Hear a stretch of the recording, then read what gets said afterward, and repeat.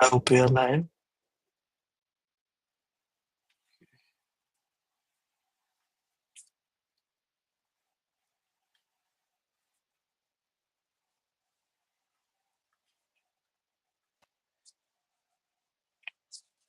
I'm just trying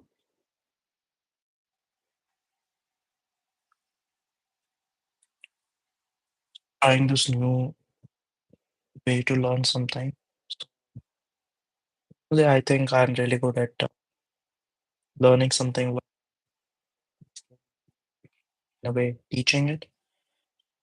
In order to learn this particular topic right here, just pretty much Googled advanced technologies that we could be potentially seeing in the future. The very first one was BCI, brain computer interfaces. I think the company they're trying to promote is Elon Musk's company, which is the Neuralink.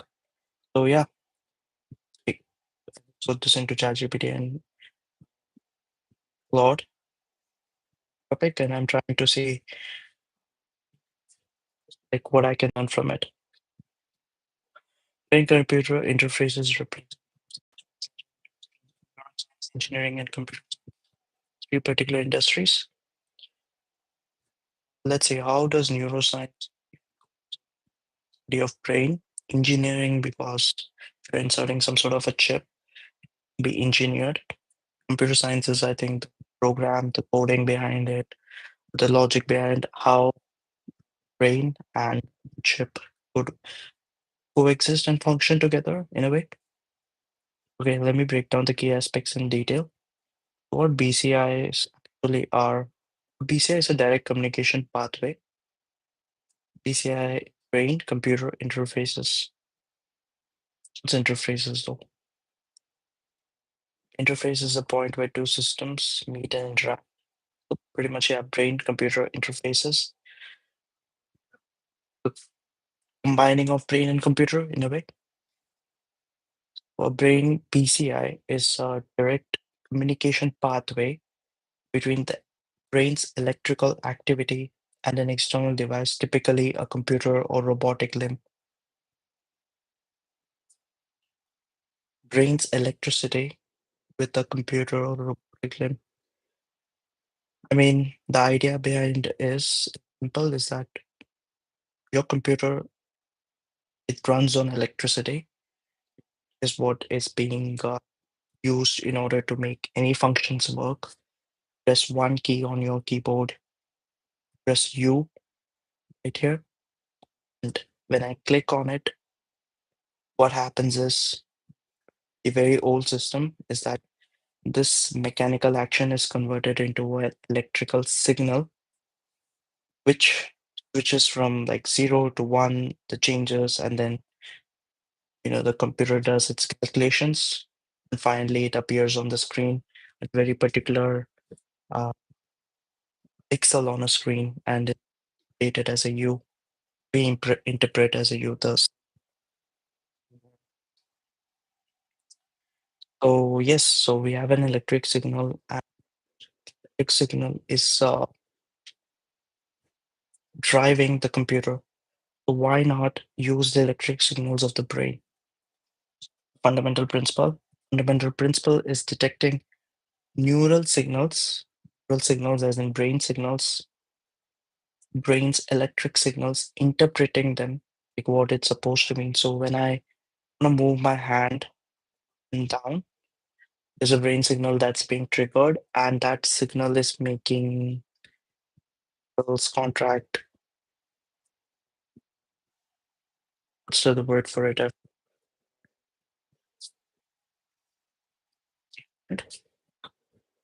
So that I can move my hand up, and fundamental principle is signals interpreting, getting them into commands and control external systems. This bypasses the brain's normal output pathways of. So yeah, brain, your brain, there's an input coming from the brain, which is the electric signal, and the output is where it goes into your Instead of that, you're just replacing your muscle with a robotic limb or a computer. So there are three main types of BCIs. So invasive BCI, just by hearing the word invasive, I'm assuming it's like, yeah, surgically implanted. Really invasive BCIs placed inside the skull, rest on the brain surface rather than penetrating it. Non-invasive BCIs are the most common in research and consumer applications.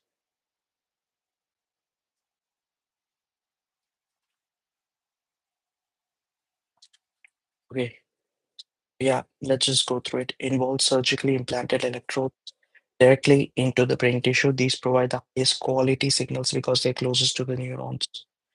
The Utah array, for instance, consists of a small grid of microelectrodes that penetrates the cortex. Companies like Neuralink are developing thread-based electrodes that are even more flexible and potentially cause less tissue damage. The main advantage is signal precision, but they carry surgical risks and challenge of long-term biocompatibility. Then we have the partially invasive BCIs are placed inside the skull but rest on the brain's surface rather than penetrating it. So they go inside, go through your skull, but it's placed on the brain.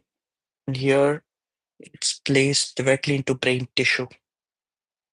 Okay, rest on the brain surface rather than penetrating it. Electrocorticography is a common example where electrodes are placed on the cortical surface between the skull. What's the cortical surface beneath the skull?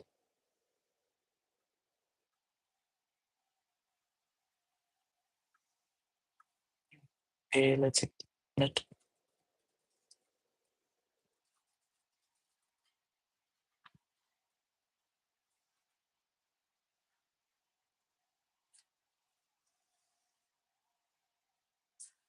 The skull itself is a hard, bony outer shell, makes sense.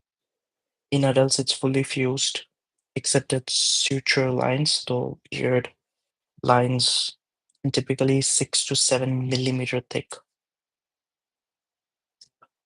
Which I guess the skull provides mechanical protection, but also poses a significant barrier for neural signal detection. It acts like an electrical insulator that greatly attenuates and distorts the brain's electric signals. Makes sense. Yeah. You have the skull, it's disrupting the electric signal because the skull and the brain are three protective membranes called between the skull and brain. Yeah. There's this membrane called meninges form from outer to inner. Then you have the dura mater, is the outermost and the toughest membrane. The thick, leathery layer of dense fibrous tissue that adheres to the inner surface of. Let's take a look at this dura mater. We'll search for an image to get more clarity. Let's see this one. So you have the bone of the skull. Right below it, there's the epidural space, and then there is dura mater and arachnoid matter. So let's just go through the word again. The dura mater, literally tough mother, is the outermost toughest membrane. Okay, outermost and toughest membrane. It's thick, leathery layer of dense fiber tissue that adheres to the inner surface of the skull. This is the layer that partially invasive BCIs typically rest upon. So here is where it's resting upon the dura mater. Now going back to what here it said is cortical surface beneath the skull. What does cortical means? Relating to the outer layer of the cerebrum. Okay, cortical. Then skull provides mechanical protection but also possesses a significant barrier for neural signal detection. Skull provides mechanical protection but also possesses a significant barrier for neural signal detection. It acts like a chemical insulator. Okay, yeah, I think I covered that. Anyway, this is the dura, and then we have the subdural space, followed by arachnoid mater and the subarachnoid space. Get back. This is the layer invasive BCIs typically rest upon. The dura is about 0.5 to 1 mm thick and has two layers in some areas. Okay, two layers. It contains blood vessels that supply the skull bones and the sensory nerve endings, which is why headaches often involve the dura, even though brain itself can't feel pain. Dura matter you contains the blood vessels. Okay. And arachnoid matter, named for its spider web-like appearance. I've seen that. Yes, you have seen that. It's a delicate avascular membrane.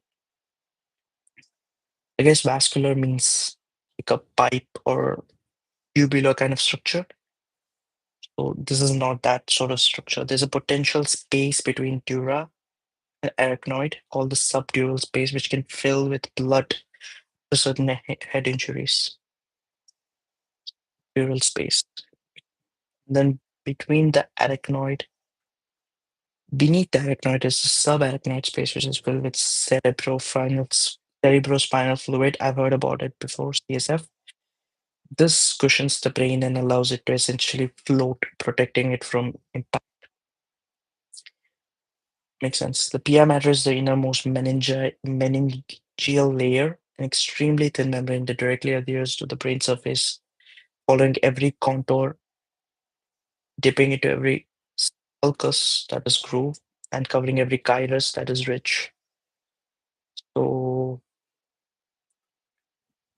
think like valley, and the plain.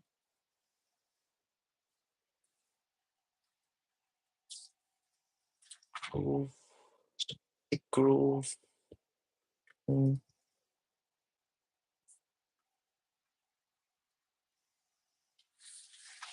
So yeah, so sulcus is the valley, and gyrus is at the portion of it. What do you even call that? Is it valley and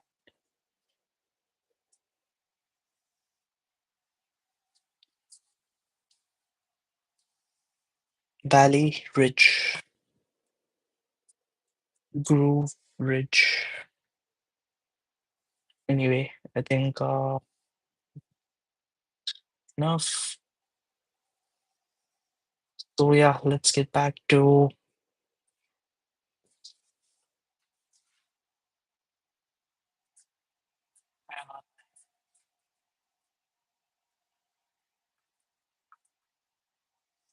the arachnoid matter is delicate avascular membrane beneath the dura.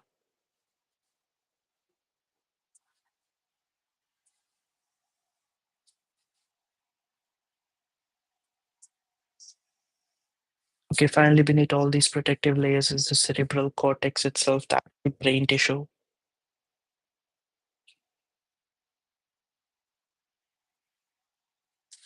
I'll get back to this. So let's go up now from where I left. I think we were at this partially invasive BCI. So yeah, where electrodes are placed on the cortical surface beneath the skull. The common example placed on the cortical surface beneath the skull. So that is where the dura matter. These offer better signal qualities than non-invasive methods while being risky than fully invasive approaches. Then there is non-invasive BCI, most common in research and consumer applications, which is electroencephalography, electroencephalography, electrocorticography, ECOG, and EEG is the primary technology here using electrodes placed on the scalp to detect electrical activity. Scalp over here, while completely safe and easy to use, signals are much weaker and noisier because they must pass through the scalp. Other non-invasive methods includes MRI, EEG. I've heard about MRI, but I haven't heard about MEG, magnetoencephalography. though these are typically too bulky and expensive for practical BCI applications. That's well explained right here. There are three types of, how do you explain this? Three types of BCIs. Main categories based on how they interface with the brain. Face with the brain. So how BCI works? The process involves several stages. First, neural signals are detected through whichever recording method is being used. Okay, neural signals are being detected through either invasive, non-invasive, or partially invasive. These signals are then amplified and digitized since brain signals are incredibly small, microvolts in the case of EEG. EEG is electroencephalography. Next comes signal processing, where sophisticated algorithms filter out noise and extract meaningful features from the neural activity. Machine learning plays an increasingly important role here, learning to recognize pattern associated with specific thoughts or attention. The system then translates these patterns into commands. For example, imagining moving your right hand produces a distinct pattern of activity in the motor cortex. The PCI can learn to recognize and use as a control signal. Finally, these commands are sent to whatever is being controlled. So we have three problems, or rather two problems. Getting the signal first, and then making sure the signal is processed clearly. The main problem lies in getting the signal. So how do we find a solution to get a signal? So as Einstein famously says that experiment be doing. So let's try to imagine a thought experiment.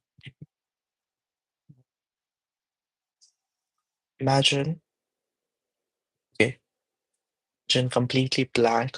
There's nothing there. Why does brain even have these electric signals? Why does it run on electric signals? So we eat food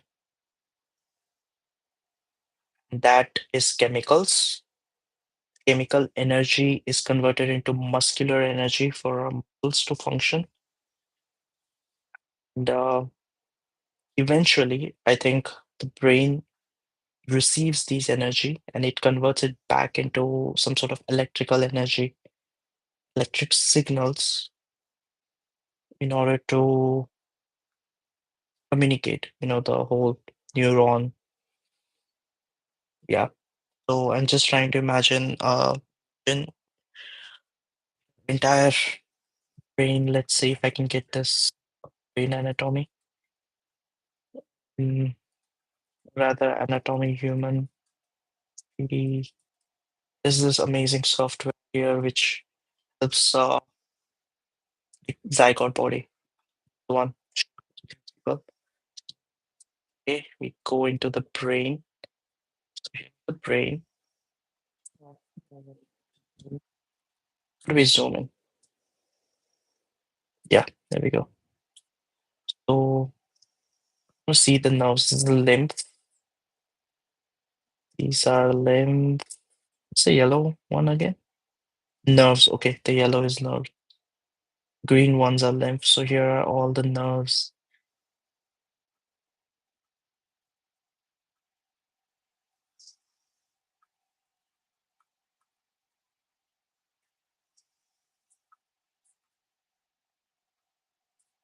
Let's remove the lymph. Let only nerves be there. You can see it's throughout the body, every single place, especially in the muscles. A lot of nerve endings over here as well. And then you have the brain. So how do we understand this? How do we pick electric signals? Game, right? No problem. So just thinking about the thought experiment. Imagine if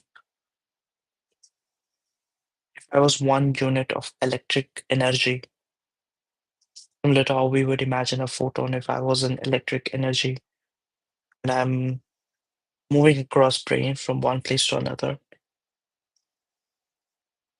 These are microvolts of energy that are linked towards the body to and fro.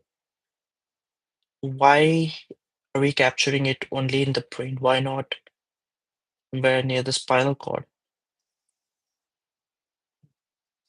Question. I have this tool where I can just speak into it and it will automatically type in. So I'm gonna be sharing that as well. I'll whisper. So why are we only extracting the information from the brain and not from the spinal cord or something like that? Like, do electric signals, if they can go all across your body, so can we extract that electric signals from the other parts of the body? Is that more feasible? Or spinal cord, if extracting the electric signals from spinal cord feasible? And in generally, how much volts or many volts of electricity is being generated throughout the body? Like imagining just one single like brain and electric system that's forming for lifting your right hand. So like walk me through it like step by step, like what happens, where does the electric signal flow, synapses and all that stuff. So yeah, as you can see, I just did this prompt kind of way, and I can enter and it would immediately start asking those questions.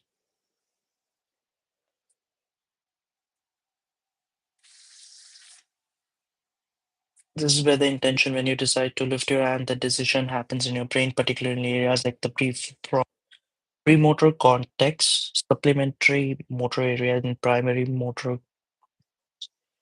This is more like a relay station, and reflex center receives commands from the brain and routes them to the appropriate muscles, plus handles local reflexes. Then there are peripheral nerves, essentially cables. These are the final errors that produces moment. Just one comparison. We have electricity that are being created in the generators or like the power plant, and we take that electric signal all the way to houses. But electricity is lost and we use transformers. That is what essentially we are doing with the increasing the amplitude. Hmm, increasing the amplitude, removing the noise. I feel like it's more complicated.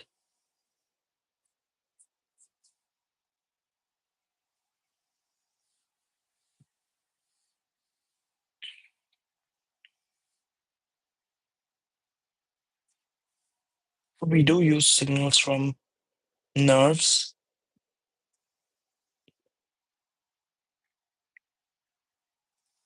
Voltage levels vary dramatically. Brain neurons, EEG.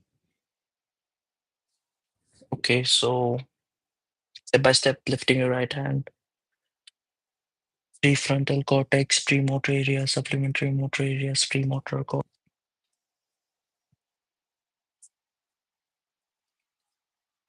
Makes sense. Okay, not going through all of them right now. Let's get back to the main one. So we had the three types, and I think how BCIs work. We saw that as well. Current application, medical applications are the most advanced.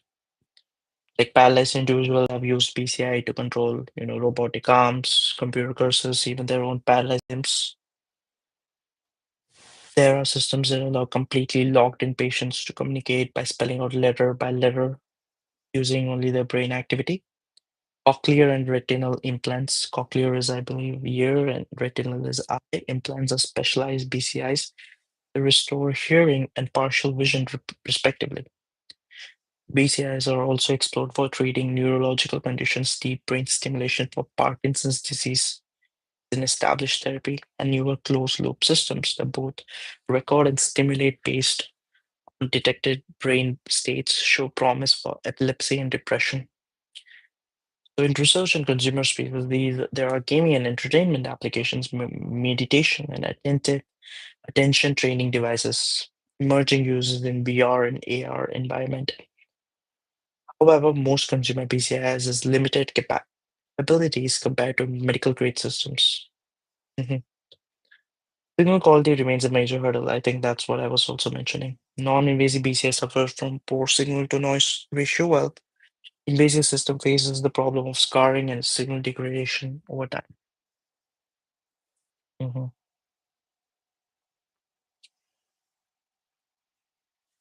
Agree.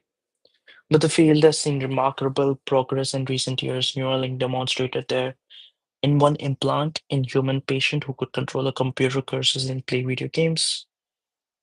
Icron, I think that's another company, has developed minimally invasive BCI inserted through blood vessels rather than requiring open brain surgery. That's what I would have thought of, which several patients are now using at home.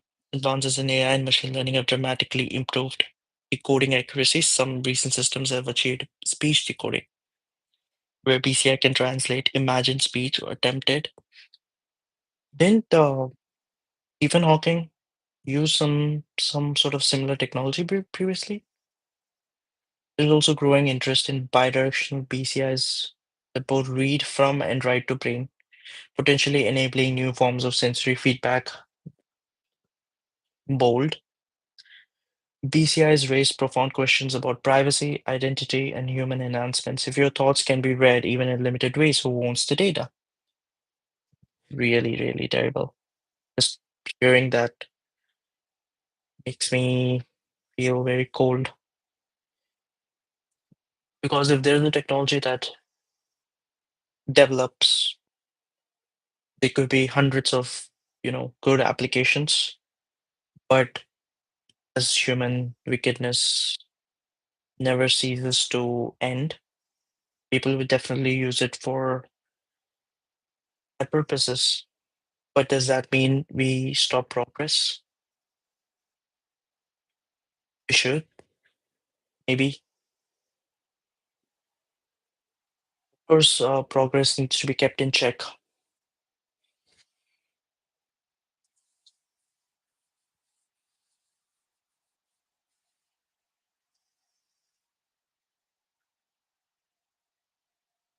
It is a very big, complicated philosophical topic, not just science. For the time being and for the sake of argument, let's assume we are heading in the right direction and just continue with this learning. So could BCI eventually be hacked? There are concerns about cognitive liberty, the right to control one's own neural data and mental processes. The enhancement potential is both exciting and concerning. While helping paralyzed individual is clearly beneficial, the prospect of enhancing normal cognition raises question about fairness, coercion, and what it means to be human. There's also the risk of creating new forms of inequality between those who can afford enhancement and but field is moving towards a high count, more electrodes recording from more places, better materials for the body that the body won't reject, fully wireless system, and more sophisticated decoding algorithms. The long-term vision includes seamless human-computer integration, duration of fully sensory and motor function injury, treatment of a wider range of neurological and psychiatric conditions, potentially cognitive enhancement.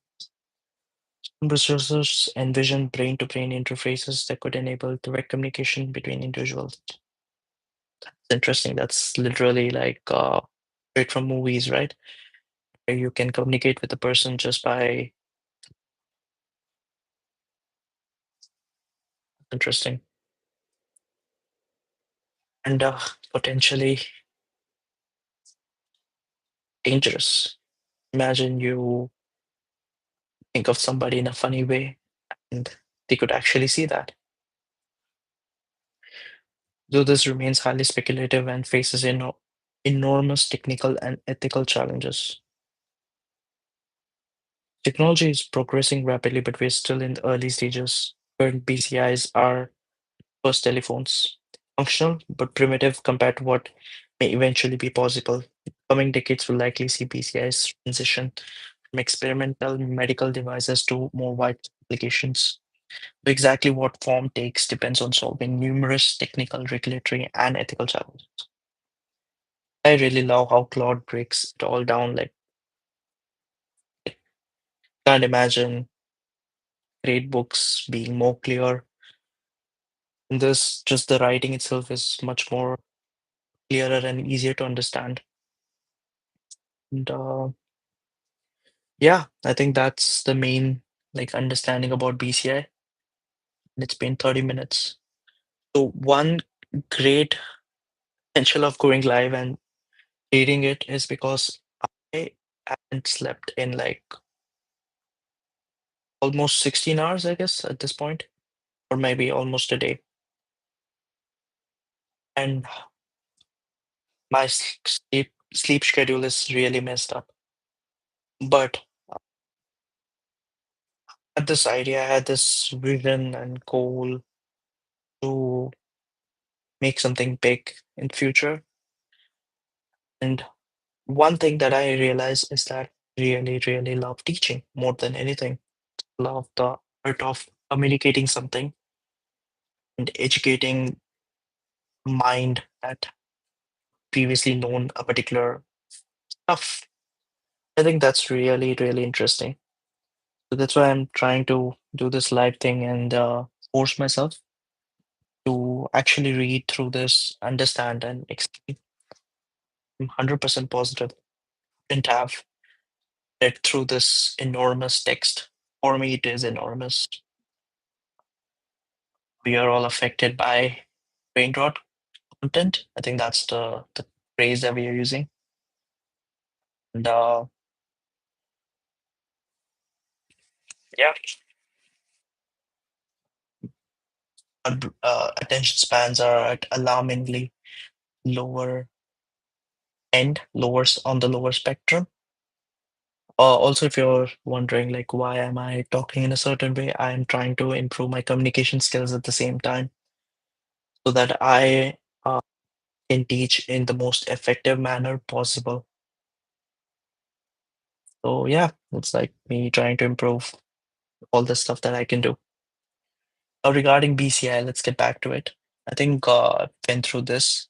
Now, this is how much words is this? Trying to check the word counter. It's about 1,000 words. Now, as I mentioned, 1,000 words is really difficult to consume, especially there's no particular end goal that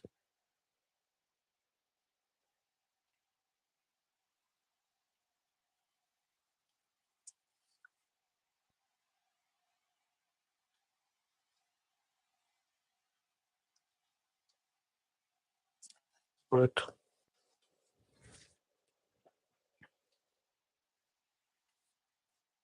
Mm,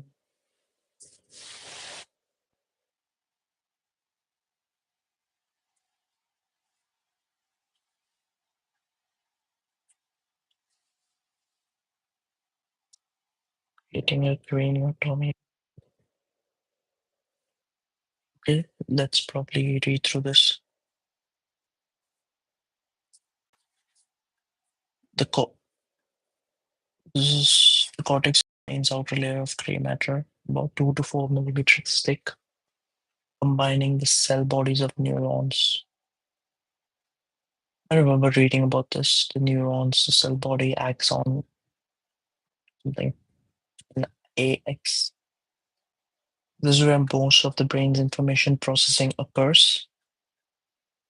The cortex is highly folded into read and sulky bumps and grooves. So you have the bump, then the groove dramatically increases the surface area. If you could unfold the human cortex completely, it would be about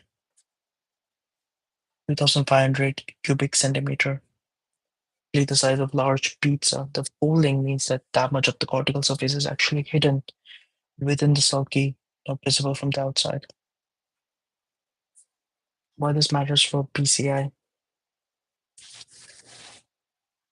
or ECOG, corticography. The surgical approach typically involves creating a craniotomy, removing a section of skull bone to create an opening. Then the dura mater is then carefully opened, folded back. Electrode arrays are placed directly on the brain surface, sitting on or just beneath the pia mater. These electrodes don't penetrate the cortical tissue itself. Dura is then closed over electrodes, or sometimes electrode exits through dura, and skull bone is replaced, or metal plastic plate is used if the bone can't be replaced. Signal quality advantages of this approach. Gel ECOG electrodes are much closer to the neuronal sources. They avoid the signal distorting effects of the skull.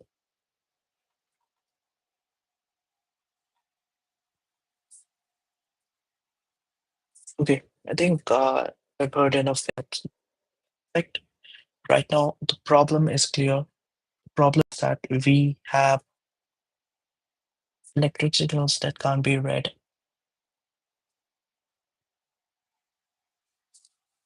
So how do we solve this problem? That's where I'm thinking, like, where all we detect electric signals, like what are the tools that we use to detect electric signals? I'm gonna search about that.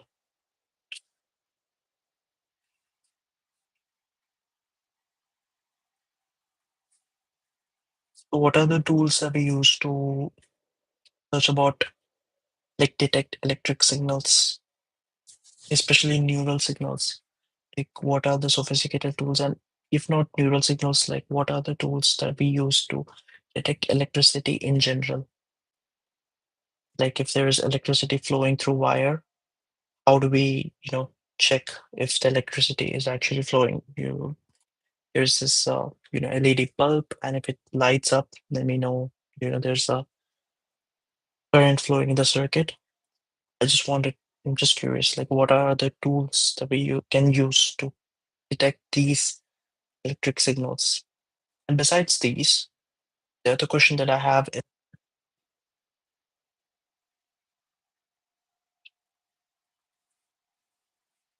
I think I had a very important question in mind, but just slipped off.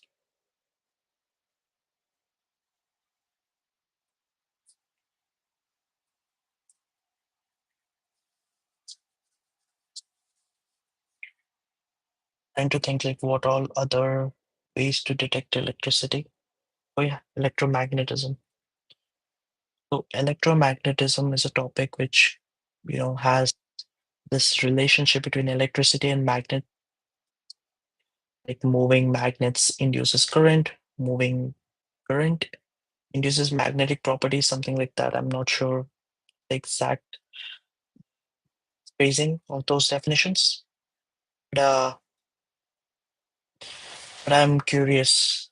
Can we use magnets or some sort of electromagnetic technology in order to detect the electric signals of the brain?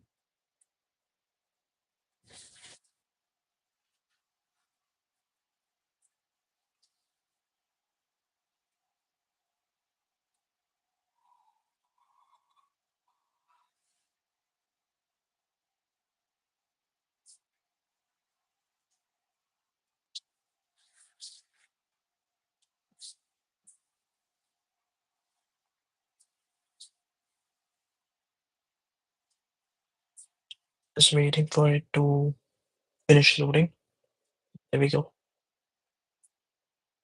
Yeah, that's what I was thinking about. Voltmeter and ammeter measures the potential difference between 2 points for Hubble covered circuits. This might show 120 volts.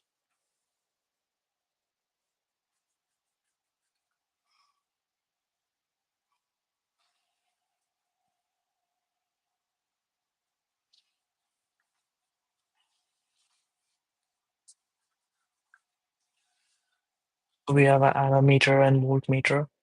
And there's oscilloscope, one of the most powerful tools for electric signals display voltage over time. It's a waveform. Galvanometer, older but sensitive device that detects small currents using a coil. the magnetic field.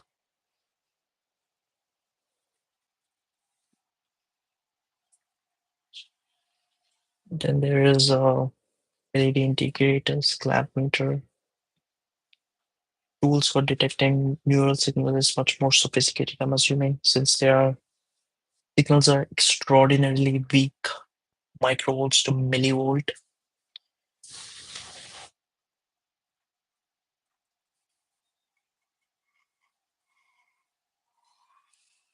Okay, using silver chloride disc that make electric contact with the scalp. Amplifiers must amplify signals by 10,000 or 100,000 times because scalp signals are only 100 to 100 microvolts. Then we need to remove the unwanted frequency, that sort of stuff. And there's electrocorticography. There's microelectrode arrays.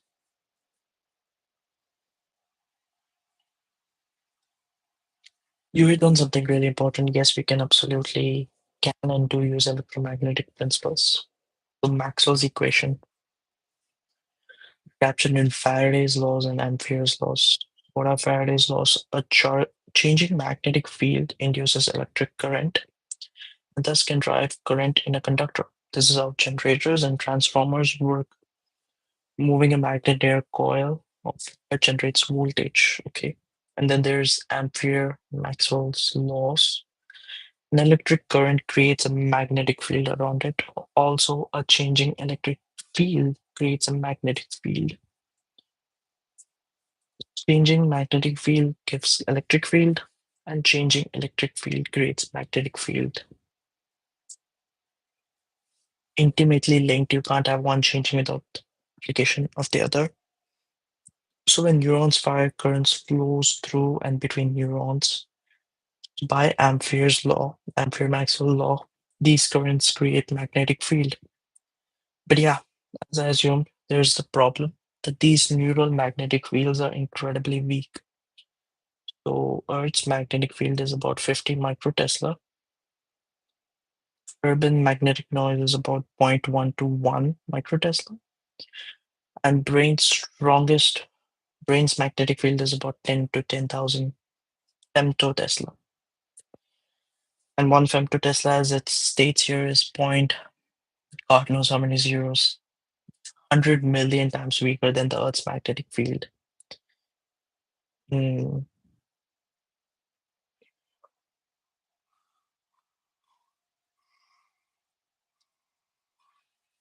that's interesting.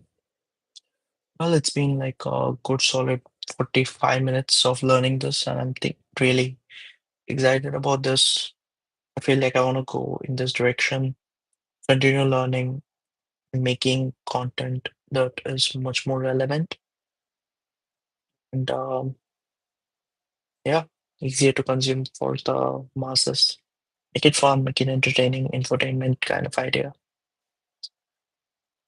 But yeah, thanks for putting this out.